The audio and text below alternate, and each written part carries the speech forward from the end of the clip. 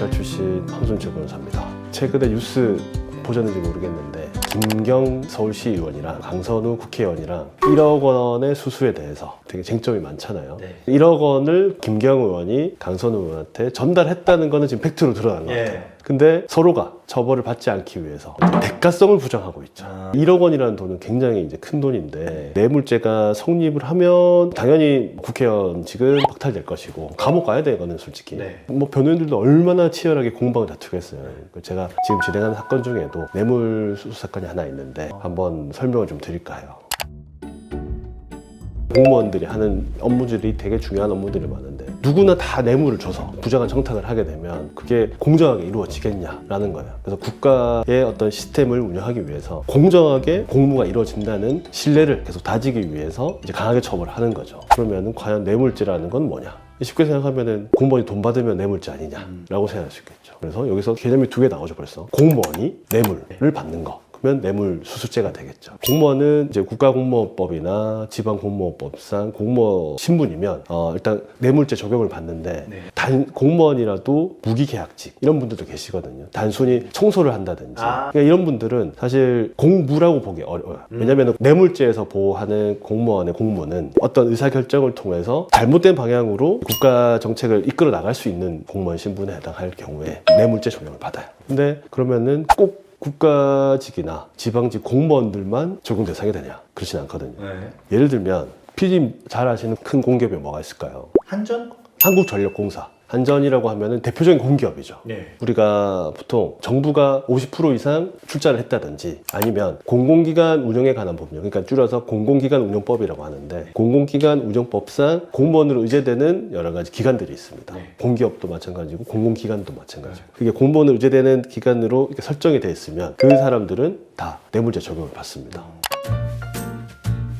뇌물이 무엇이냐라고 따지고 보면 이것도 되게 재밌는 부분들이 많은데 가장 쉬운 거는 이제 돈이겠죠. 돈을 직접 현금을 전달한다. 그럼 당연히 뇌물죄가 될 것인데 돈을 내가 이제 빌려줬어요. 그럼 내가 받았어요. 그게 뇌물죄가 될까요? 이자가 있으니까. 맞아요. 돈을 돌려받았다고 하더라도 그 기간 동안에 그 이자에 상당하는 이익을 얻은 거잖아요. 특별한 이유 없이 개인 간의 돈을 이렇게 차용할 만한 상태가 아닌데 굳이 빌려주고 돌려받았다면 이것도 뇌물로 봐요. 그리고 최근에 어떤 뉴스 보니까 어떤 지역의 군수님인 것 같은데 어떤 성적 접대를 받는 것도 뇌물에 해당해요. 무형적인 여러 가지 이익들. 그러니까 뇌물죄로 보는 범위들이 굉장히 넓어요. 김경 의원하고 강선우 의원이 저렇게 공방을 하는 이유가 둘 다 이제 공무원 신분이죠. 돈을 서로 주고받았죠. 그러면은 당연히 뇌물죄가 성립하는 거지 여지가 없는데 왜 저렇게 공방을 벌이냐? 대가성이 있느냐 없느냐가 그걸 직무 관련성이라고 하는데 뇌물죄는 공무원의 직무의 공정성을 보호하는 것이 법이기 때문에 그 대가성이 없이 돈을 받은 거는 사실 문제가 없다고 보기도 해요. 내가 이제 공무원인데 친구가 나한테 밥을 사줬어. 그러면 뇌물죄라고 다 인정이 되면 난 친구한테 밥도 얻어먹지 못하고 내가 사는 경우도 있을 텐데 그러니까 대가성이 없으면 상관이 없다. 그래서 그 대가성을 입증하는 게 가장 핵심적이고 어려운 부분이에요. 국회의원 사건 같은 경우에는 공천권, 내가 공천을 받기 위해서 돈을 줬다라고 하는 건 그건 대가성이 인정되겠죠. 근데 어차피 이 사람이 공천을 받을 거였고 내가 이 돈을 받지 않더라도 이 사람은 공천 되기로 돼 있었다라든지 아니면은 실제로 돈을 줬는데도 공천이 안 됐다든지 근데 그거는 이제 사후적인 일이고 돈을 줄 때는 공천을 받기 위해 줬다라는 게 또 인정되면은 성립될 수 있겠죠. 그래서 그런 부분들을 지금 두 의원 측 변호인들이 다투고 있는 것이고 뇌물을 서로 이제 주고 받는다. 이게 이제 가장 핵심적인 구성 조건인데 제가 지금 법전을 들고 왔는데 법전 한번 읽어볼게요. 형법 제 129조 공무원 또는 중재인이 그 직무에 관하여 뇌물을 수수, 요구 또는 약속한 때에는 5년 이내의 징역 또는 10년 이하의 자격정지에 처한다. 그러니까 수수는 다 생각하고 계실 거예요. 근데 주고받는 것뿐만 아니라 요구나 약속을 하는 것만으로도 처벌이 될 수 있어요. 물론 이건 아까 말씀드린 대로 대가성을 전제로 했을 때 그리고 이런 경우도 있어요. 그러니까 제가 공무원인데 PD님한테 이제 뇌물을 받으려고 해요. 근데 제 계좌로 돈을 받는다든지 아니면 현금을 제가 받으면 어디 CCTV 찍힐 수도 있고 위험하시죠. 제가 일을 받을 테니까 저희 와이프 계좌로 돈을 넣어주세요. 그럼 이게 처벌 안 된다 그러면 다 그렇게 하겠죠. 그래서 그걸 방지하기 위해서 제3자 뇌물 제공죄가 있습니다. 그리고 이런 경우 있을 거예요. 제가 공무원인데 업무를 하는 동안 돈을 받게 되면 또 이게 뇌물죄 위험 부담이 있으니까 피디님 제가 부서에 있을 동안 일을 잘 받을 테니까 나중에 제가 퇴직하고 나면 노후에 좀 쓰도록 돈 주세요. 그러면 처벌이 안 되면 이것도 그렇게 다 돈을 받겠죠. 그래서 사후수뢰죄라고 해서 나중에 돈을 받는 그것도 처벌을 받습니다.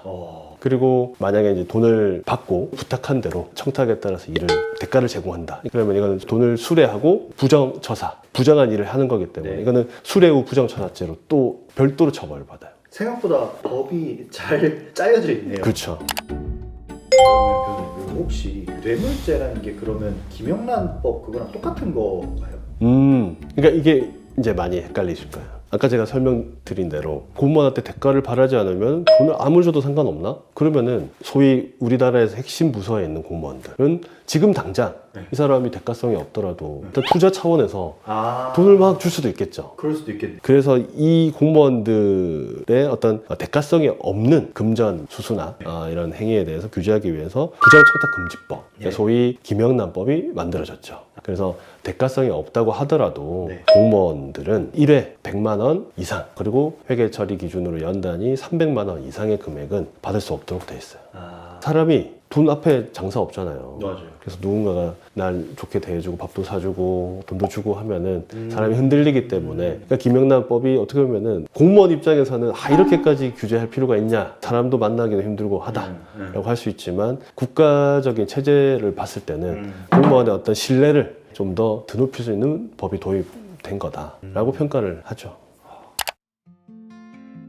오늘 뇌물죄에 대해서 제가 여러 가지 설명을 드려봤는데, 제가 경찰청 근무할 때 이제 감찰 감사부서에서도 오래 근무를 했었어요. 결론부터 말씀드리면 뇌물죄로 수사 의뢰가 된다든지 그래서 처분이 나오면 무조건 징역형이 나오고, 그리고 당연하게도 공무원 신분이 박탈됩니다. 그래서 뇌물수수 혐의로 조사를 받고 계시면 이거는 뭐 제가 봤을 때는 옵션 제고의 대상이 없을 것 같아요. 무조건 변호사를 선임하셔서 대응을 하셔야 되고, 가장 핵심 쟁점은 그겁니다. 공무원이냐 그리고 뇌물을 받았냐, 이거는 너무나 증거가 명백해요. 뭐 공무원 신분을 부정할 수 없을 테니까요. 그러면은 결국 대가성, 직무 관련성이 있느냐를 어떻게 소명할 수 있느냐가 가장 핵심적이거든요. 근데 지금 판례의 흐름상 직무 관련성을 계속 넓게 보고 있어요.